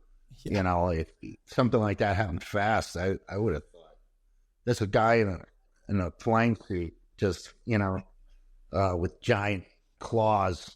Yeah. But yeah, who knows, man? Who knows, right? One of the craziest things I ever saw with owls, I used to have a pet lizard. I had like a big bearded dragon. And I had him for like 4 years or so. And he grew to be pretty big, to the point where he wasn't really just eating crickets anymore. Like, he had to start eating mice, like feeder mice, you know? So when I was in like high school. And he started to get towards the end of his life, he started to get kind of sick and lethargic. And so I put a feeder mouse in, and it stayed there for like 2 days, and he wouldn't eat it. So I'm like, all right, well, I'm gonna have to take him to the vet, and I'm just gonna let this mouse go. So it was at night. I took him outside of our apartment and just let him go in the yard. And dude, he ran like, I swear, like 10 feet. And all of a sudden, without making a single sound, this owl that had a wingspan that was the same as my reach with my arms, silently flew down, grabbed him, and was gone. And it was one of the craziest things I ever saw, because it's like we live in an apartment complex in Atlanta. I didn't think that there'd be a bird that big sitting up in the tree. Yeah, I mean, this thing was massive. But so I could see where if someone was, maybe a little intoxicated, or if it was late, or if it was whatever, they saw that, they could think that it's something much larger than, like, they would have never believed it was an owl, I saw an owl just recently, a couple of months ago, in my backyard, and I got close to it enough that I could poke it with a stick. Yeah. And dude, it was winning the staring contest for sure. Yeah. But it was crazy. It would wink at you, and just the eyes, man, they're very hypnotic. Owls are really fucking neat. Yeah. I really like owls. I think they're cool as shit. They are cool. Man, I knew a girl that had her dog. She had a little chihuahua that got carried off by one, though. Like, if you have like small animals, yeah. In fact, dude, I had a friend of mine. I was watching his dog for a weekend many years ago. He had a little Shih Tzu, and it was out in the yard, and I saw a shadow come over the kind of the street light, and it was a big owl. And I don't know for sure that it was heading directly towards the dog, but I immediately like ran over to be next to the dog just to see that, so it could see that something was next to it, and it kind of diverted its path. But he might have been on the way for the dog. I still don't know for sure. That happened to my friend. He was with his girlfriend in California walking, and they had a little Chihuahua type dog, and he said it was like a condor or something, just snatched that bitch up, and it was gone. It was broad daylight, and it's just like God came down and just stole your pet. And they were like, it was so like you didn't have a chance against it. Yeah, there's like nothing you can do. It was too fast, but yeah, I got a little dog, but but nature's pretty wild. Nature's crazy, man. Yeah. We still have a little dog. He's with my mom now since we moved down here. But when he was real little and I'd walk him, I'd always stand immediately over him at night just in case something swooped down. Because I've heard the stories. What is your first tattoo you ever got, and what's your favorite one? Well, I got these two elephant ears right here. Oh, that's cool, because you have a trunk. I get it. Yes. No, my first tattoo was a portrait of Elvis. Yeah, I was 21, and I was a diehard. I was an Elvis fan, but there's a little bit of a story. I had an uncle, my dad's brother, that was a song and dance kind of man. And he had a band called the Rhythm Rockers when Elvis was the big splash. And he used to do a lot of Elvis songs. And guy had a hard life. And he used to sing and play guitar. Really talented guy. Anyhow, he ended up killing himself because his wife divorced him. Sad tragedy, right? But when I was in the service, you're always alone. You're always by yourself. I was never close with my family. So one day an Elvis song came on, and I got that. I was like, oh shit, I know this song, because my uncle used to play it. And it gave me a feeling of home. So I became an Elvis fan of his music, but it really wasn't about Elvis. It was like, it was just like more a time period and thinking about my uncle than anything. But Elvis kind of became, the more I learned about Elvis, I was like, this guy was wild, man. I like this guy. Yeah. Did you see the movie? Did you watch the movie? Yeah, they did a good job. They did. Did a good job. I never realized how sad his story was towards the end. Like I knew he had like a sad ending and everything, but I didn't realize like kind of how he was a prisoner to the industry the way he was in Vegas. He was, and you got to remember he was the first. So rock stars. A lot of people have heard the tragedy of rock stars and drugs, but until him, no one's ever been that kind of a star. I mean, you had Frank Sinatra, but he was a different style,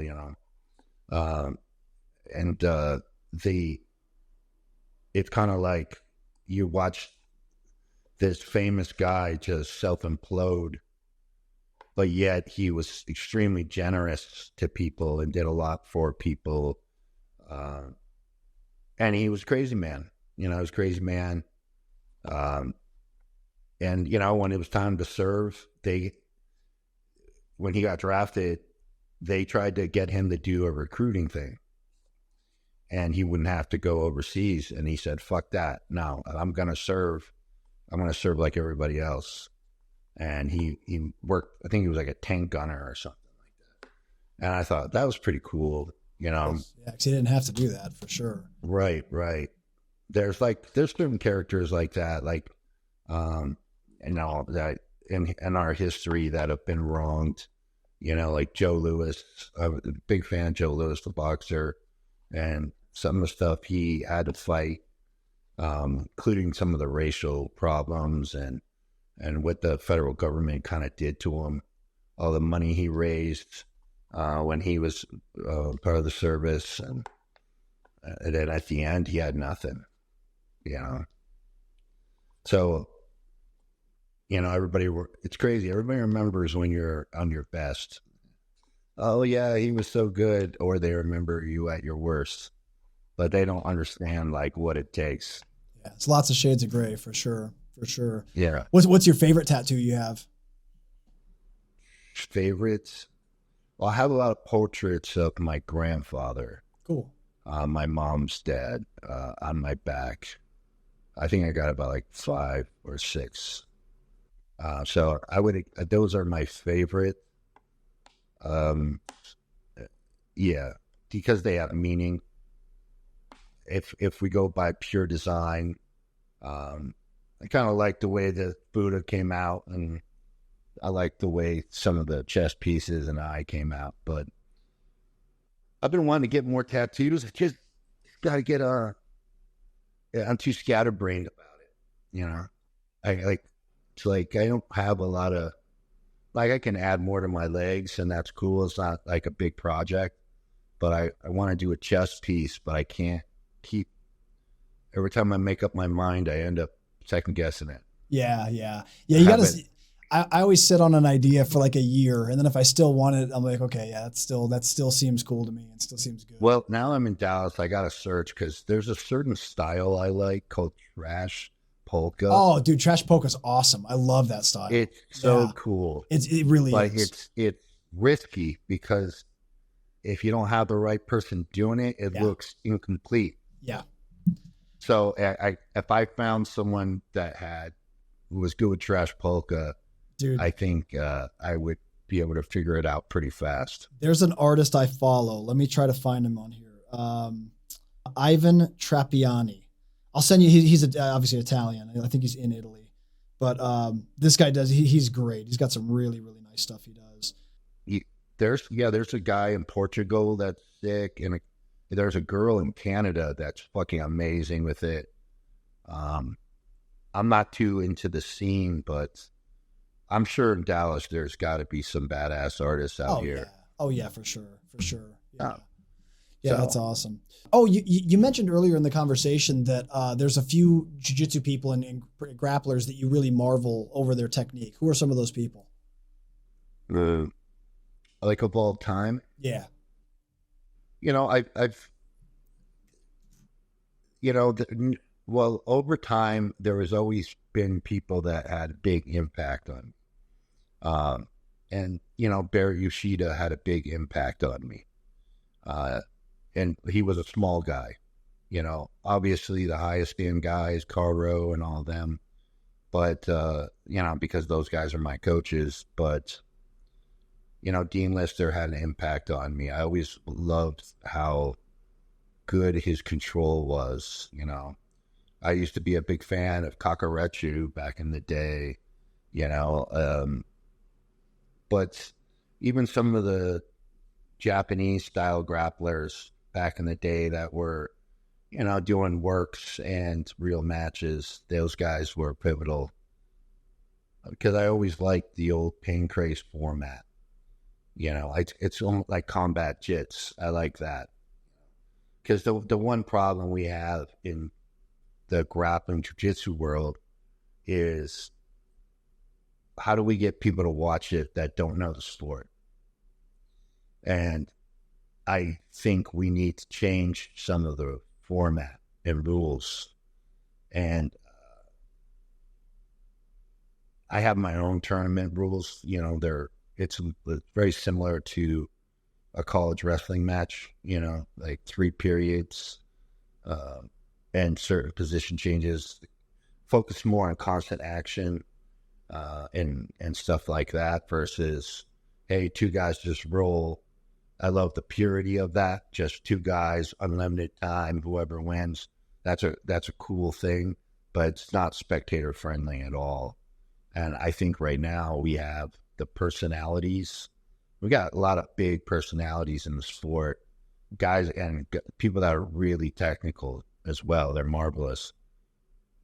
This is the time now to try a league and try to get something more mainstream. And I think combat jits is the best solution. I know, like, it would look like a amateur MMA in some ways, but if power slap is successful, and grappling is successful, the strikes would create a lot of action, not a lot of knockouts. You'd get occasional knockouts, and the pace of the game would be constant, and you wouldn't get a lot of that stalling, which, like, I get it as a person doing the sport myself. Sometimes you do need to set things up and stall a guy out and cook them to set up your finish. But I like that. But, to get my brother to watch that, he's not going to watch it. And I would like to see grappling as a collegiate sport. Like, I'd like to see it where you could go to college and coaches that you know of are working for universities with a grappling team, grappling sport. And that would be, I think, great. And that would make it an Olympic sport or whatever the case is. But it still has to be, people can watch a college wrestling match and they can figure it out pretty fast because the takedown, self-explanatory, some of the points, it wouldn't take them long to learn it. And there's a lot of people that watch college wrestling that never wrestled a day in their life. And that's what we need for jiu-jitsu and grappling. And I think we have the people. We didn't always have the personalities. We had some, but now we got tons. We got oodles of people. I love to watch. I do marvel at Gordon Ryan because he is so amazing. But I'm also a mega fan of Craig Jones because I think Craig is very good for the sport because he is a kook and he doesn't take himself too serious, but he is a fantastic technician too.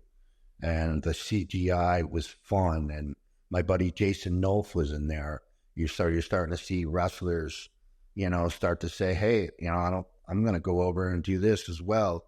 That's everything I've been preaching. I've been wanting, Ricky Lindell and I were really pushing for universities to create a pipeline into MMA and competitive jiu-jitsu from that wrestling base. And we pushed hard for it, and him especially. And then we got burned by Penn State, but that's just the way it goes.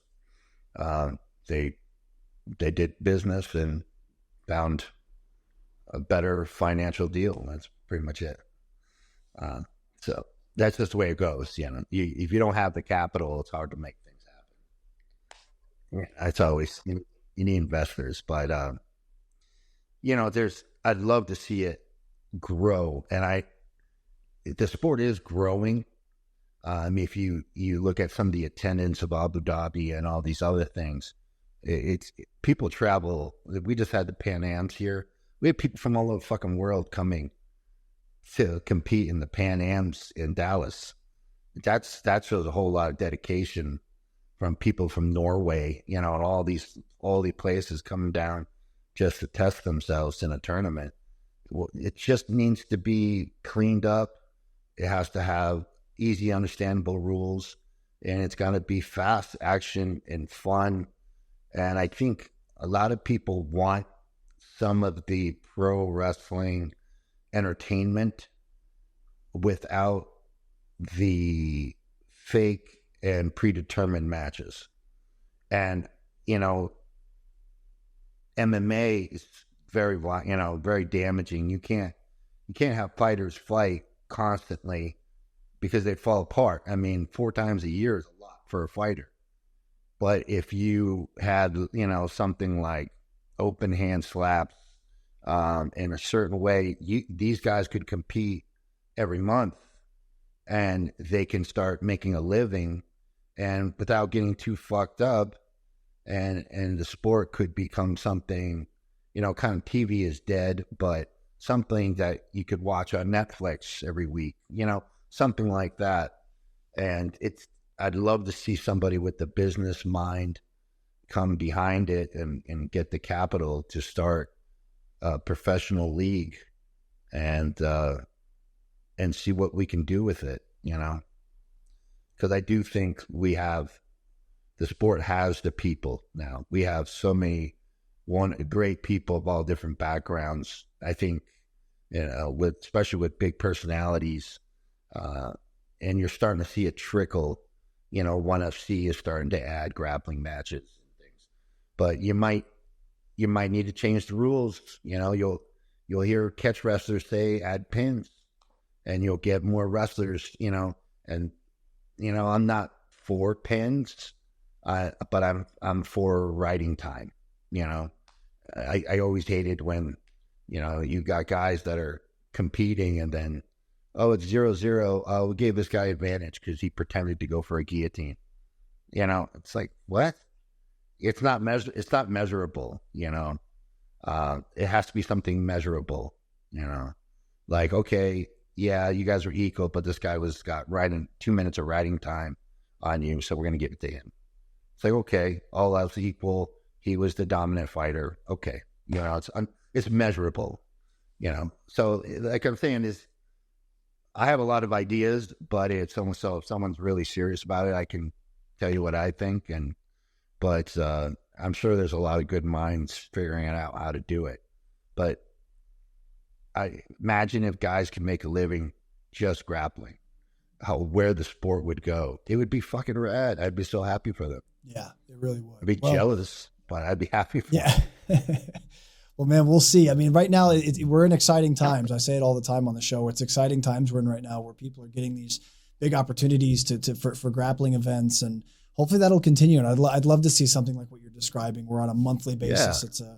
It's PGF. I'm not sure if you're familiar with PGF, but they're doing great things. Brandon McCatherine is doing great things with that.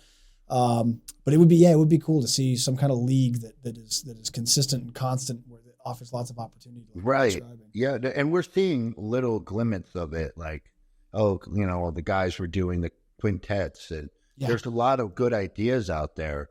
It just needs a fucking Vince McMahon, Dana White type guy that can come in and just fuck this duck and get it all lined up, get the pipeline going, and make it happen for everyone. Because I think it would be a lot of fun. I think people would really like it. I would be a fan, you know, and I bet guys that never did the sport could watch it and get into it. And just think of the pipeline. If you get these guys that wrestle at college, you know, they're not good enough to go to Olympics or whatever. And I know a lot of badass wrestlers that I approached to become MMA fighters, and they said, no fucking way. Because it's a different getting drilled with a fist and kicked. You know, they don't, if you said, hey, it's going to be just submission grappling or submission grappling with slaps, you know, they would be down for that. And just imagine if we had those level of wrestlers and high level of jiu-jitsu guys coming together in one league, the game is going to go through the roof. And then, you know, I can't imagine how good everyone would be in the long term. And people could make a career, you know, compete until they're 40 in jiu-jitsu, no problem. Instead of MMA where Christ, guys are starting so young. Fucking 35-year-old is old and fighting, you know. So I just think the possibility is everywhere. And it just takes that business person or a group of people that can execute. I did like the CGI.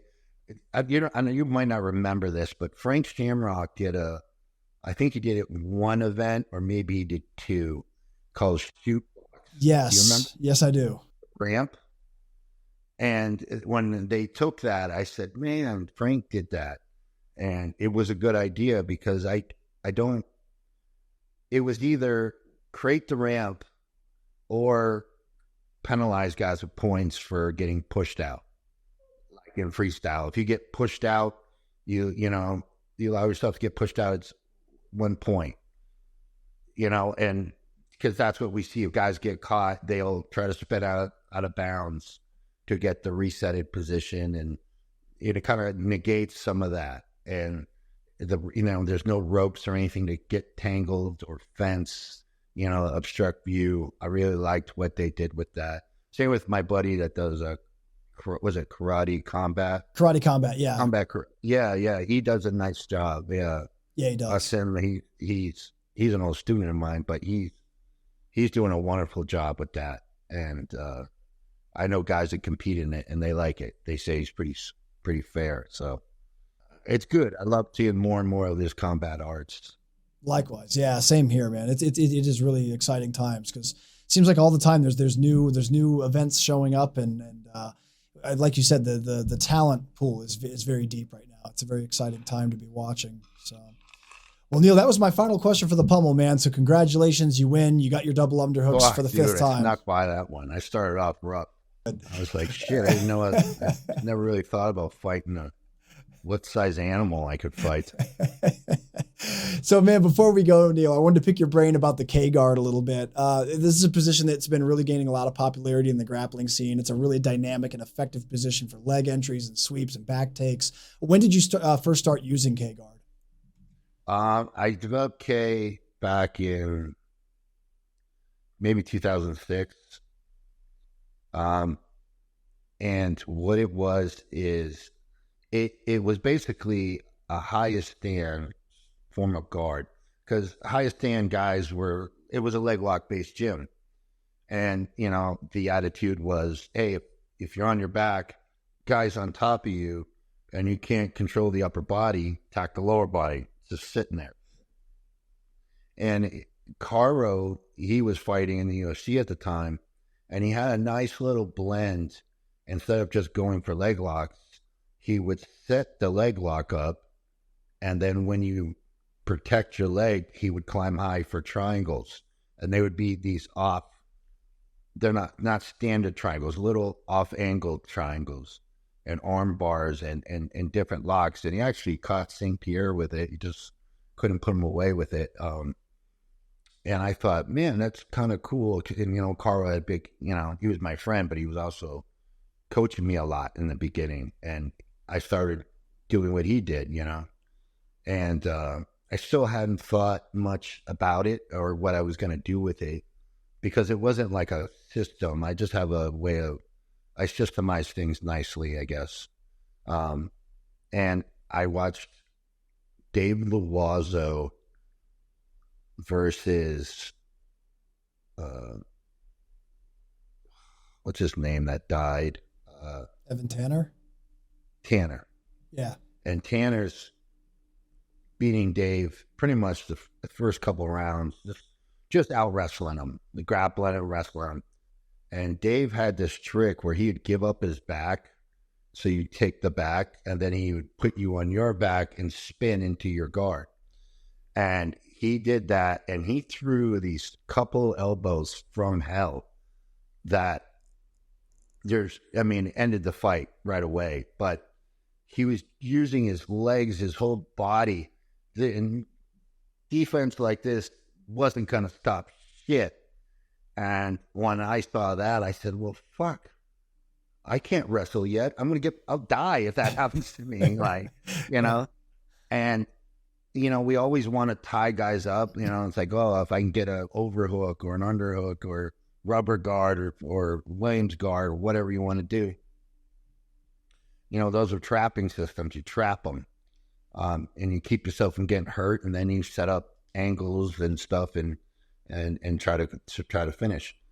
Well, I felt like, well, what if I can't grab a hold of him? I don't want to be reaching to grab a guy if he's throwing elbows like that in my head. I'm going to lose that. Gravity's a bitch. So I kind of revisited what a lot of the highest end guys would do, but instead of just going for leg locks right all the time, like you do like a scissor sweep, like it's like that Z guard kind of leg position. Yeah.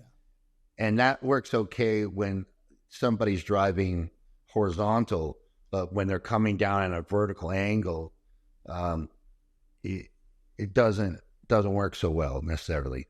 So by hooking the leg and having that anchor, I can make that hard angle, but also I can utilize that to drive my hips higher and play the game of a pendulum sweep, which I believe people call it something else now, but it's like that. It was a pendulum sweep. I don't know how to say it. Some people call it flower sweep, maybe.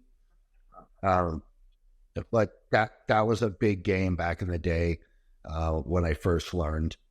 And so I just combined that motion with the knee shield and then all the leg lock entries from highest stand and some of the low high game of Caro. And I started spending a lot of time on it, figuring it out, and then adding more and more to it based on where the game took me. So like a lot of the rollouts to the back, I started doing that because, Randy would try to spike my head against the fence. Back in the day, they would take you down and kind of walk you to the fence and jam your head in the corner of the fence and then drive their hips into you. And you're stuck. You can't shrimp, and you're stuck. And that's what they would do to finish you. But you can hook that leg and do that rollout. And now what happens, it's like a complete switcheroo. They hit their face on the fence, and you're behind them. So I started doing a lot of the rollouts because I was getting jammed against the fence. And then, what's nice about the K-guard is if someone tries to stand out or step up or run, you have that leg lock because they basically straighten the leg for you. Yeah. So you don't have to dig it out. And if they're down on their knee and they're staying down, well, that also means now their upper body is in reach of your hips to climb up for what I call a Sankaku triangle. It's just a over-rotated triangle that just works a little bit different. And I noticed that I could use, one of my favorite moves in judo was a judo triangle where you just grab the collar and the sleeve and you get onto your side and you use your leg to pin down their arm. You know what I'm saying? And then popping your hips up. And I fucking loved that in gi. And I wanted to try to replace it. And I found the easiest way to replace it is collar tie and hooking the leg and just moving my hips out and popping and off angling. Once again, constantly attacking their structure, trying to get them bent, getting them off balance. And while I can just move around them. And I start adding more and more techniques and then an organization where, hey, if they're here, I'm going to go high. If I'm attacking high and they get tall, then I'll go low. And if I go low and they come down, I'll go back high, and I started putting it together. And then I was like, well, I called it K-guard because of Caro was such an influence for me. The K stands for Caro because I'm a hat tipper. I don't forget the people that helped me in the beginning because I'm not sure I even would have started doing that if I didn't see Caro doing something similar or highest stand digging leg locks out from guard all the time, Yeah. So I just happened to be in a good spot and I had different goals. I didn't have a lot of other ways to win because my wrestling sucked, my judo sucked at the time. So my one way of winning was triangling your ass in the beginning, and it allowed me to compete and train at a higher level, even though the guys were more experienced, better than me. But I knew this one part of the game better than they did, and I could trick them and make them play my game. So I could at least be at that level, even though I wasn't a complete grappler yet. You know what I'm saying? It's like I had a good weapon. So I just kept trying to master something.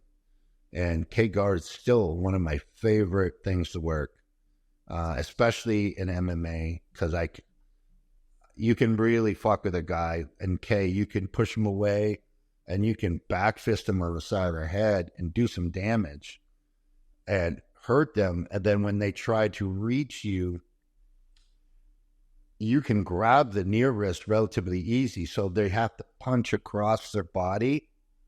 And once their fist crosses their center line, the power diminishes dramatically. And so they have to try to reach you. But when they do that, they create this big opening of off balance because they can't post. And that's that pendulum flower concept that breaks them down because they can't post because they're trying to punch you. So it became extremely effective, fast, and of course, a lot of times the slickness of the game hurts technique. That's why guys like to neutralize that with like tights and stuff. But when it came to K-guard, the slipperiness helps the guard rather than hindered it because it's such a fast-paced, active, high-low, movement, and that knee cutting around the arm and some of the triangles. So here's it now all of a sudden being sweaty and slick, I have an advantage and on the bottom, which never is the case. Yeah. So that's kind of how it became. And I didn't think it was going to go anywhere. I just called it K. And I even put it in my book back in the day, and I called it K Control. Yeah. Probably because what was it, Mission Control? I was kind of like K, Caro's Control, and all these years later, then it's like, oh, guys are doing K guard. I'm like, what? And then I'm watching it, and they're great grapplers, and they're doing a lot of leg locks from guard. But when I look at K, I look at, hip position, movement, off balancing, attacking the whole body, not just the legs. So sometimes I critique them on their technique as far as working the whole guard aspect of K. But they're so wonderful at getting into leg locks and getting weight off of them that it's kind of been like, oh, look what he did there. I'm going to put that in my bag. That was pretty cool. Yeah. So I love it when people show me some of my stuff back with little different ideas, a little more focus on different parts, So like so all I say is, if you're doing K-guard, the legs are it's just one part of it. You want to do the whole body. You want to attack the whole fucking body. And if you're only going for legs, eventually you're going to start having some problems. Why would you only attack 50% of the body, except the other way around, right? Yeah, right. Well, I'm also glad that you mentioned that the K guard is named after Caro. And that's why you chose that name. Because I think I've seen people online, like I've seen images where people are trying to explain why it's called K. It's because, well, the configuration of the legs, it looks like a K. I'm like, not only am I not seeing that, but I don't think that's where the name came from. So no. People just they're trying to figure it out, and for a lot of the traditional BJJ world, my name was a dirty word for a long time because he's one of those highest stand guys, me, not one of us, but. I think that's passed a long time ago. There's probably still haters, but I don't experience it at all like, maybe 15 years ago or something, Yeah, no, definitely not. Well, guys, if you guys are interested in learning about K-Guard, one of our best-selling instructionals is Neil's K-Guard instructional. And Neil, you're actually going to be filming a part 2 pretty soon. In fact, Yes, by the time this goes out, this might be film a part 2. It might be released already by the time this episode goes out, depending when your film schedule is. No, I have other ones. I got 6 or 7 lined up. Awesome. That I want to film in the next year. Excellent. And I was supposed to film in September, but my health hit the shitter and I had to push it back. And I want to knock out 5 or 6 this year and get those all out there just in case I croak again. Don't go croaking again, Neil, please, man. No, we need you. We need you.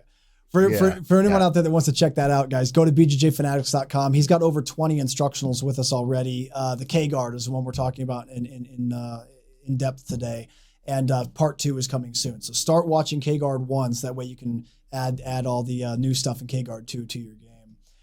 Neil, besides more filming, man, what are some things you hope to accomplish in 2025? Well, I've been with Hayabusa for fucking ever, but I used to shoot videos for them, and then we stopped doing it. But it's still with Hayabusa, and they want to start shooting videos again. So actually, I just got the contract, so I'm gonna start doing more videos for Hayabusa as well. So you'll start seeing more, and those videos will be like one technique, like a couple techniques a month. Not instructional sets. Yeah, that's more social media videos. Yeah, exactly. So there's that. I have about 5 new t-shirt designs already made.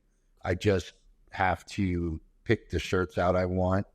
I want to get like tri-blend soft shirts and print them. So there'll be all new shirts coming out soon, and I haven't been active with seminars, but I want to pick it back up. And I know I get a lot of requests to go to Europe and Australia and things, and I don't know when I'll start traveling overseas, but it's definitely on my list to do. Well, folks, unfortunately, we're fresh out of time. Neil, always a pleasure talking with you, man. I appreciate you coming back for the 5th time. You always bring great levels of entertainment and humor, but also great knowledge to the table, and the listeners always appreciate it. So you're welcome back anytime. Oh, man, I love chatting with you, dude. I don't do minute podcasts anymore, I guess, but I always know it's going to be fun. You're easy to make laugh. I appreciate it, buddy. Thank you. No, you're welcome anytime, man, honestly. For anyone out there that wants to follow Neil, it's real easy to do so. He's active on Instagram. It's Neil Melanson MMA. YouTube channel is Neil Melanson. Type his name in, hit subscribe, and then also hit the little bell icon to get notified for when he adds new videos. Also, guys, speaking of videos, Neil has over 20 instructionals with us. I think it's actually over 25, with about 7 or 8 more on the way that are planning on getting filmed. So make sure you guys go to bjjfanatics.com, type his name in. The instructional we talked about in depth today was the K-Guard instructional, which is one of our best sellers. Get that now because part 2 is coming soon. So that way you'll have the whole package if you already have the first one. And then also, guys, Neil is available for seminars. He's trying to get back out there again. So hit him up if you're interested in booking him. And if you're ever traveling through Dallas, Texas, Octagon MMA is where he teaches. Drop in, get some great training. It's a great room with great people. So drop in if you're able to. And that's going to do it for this episode, everybody. I really appreciate you tuning in. Please stay tuned for the next episode of the BJJ Fanatics podcast.